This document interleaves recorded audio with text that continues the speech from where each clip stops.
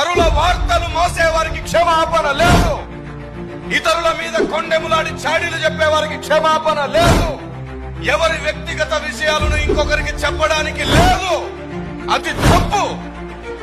ఈ రోజు నువ్వు ఒకరి గురించి చెప్పావు, వాడో 1000 మందికి చెప్తాడు. కానీ ఈ వ్యక్తి ఎప్పుడో మారు మనసు పొంది దేవుని దగ్గర క్షమాపణ అడుగుంటాడు. దేవుడి తన్ని ఎప్పుడో క్షమించుంటాడు. కానీ నువ్వు వెలిగించిన వెలుగు, ఈ మంటుంది చూసావు, ఈ వార్త, ఇది మాత్రం 1000 మంది కాస్త 10,000 మందికి చేరుతుంది. ఇతను ఎప్పుడో మారిపోతాడు. కానీ నువ్వు చెప్పిన చెప్పుడు మాటలు మాత్రం పాకుతూ వెళ్లిపోతూనే ఉంటాయి. అందుకే ఈ నాలుక ప్రకృతి చక్రమునకు ఏం పెడుతుందంట? చిచ్చు పెడుతుంది. ఎవరైనా తప్పు చేసినట్లు నీకు కనబడితే ఆ వ్యక్తిని తిరిగి నిలవబెట్టడం నీ బాధ్యత.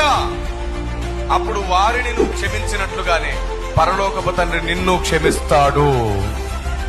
Praise the lord.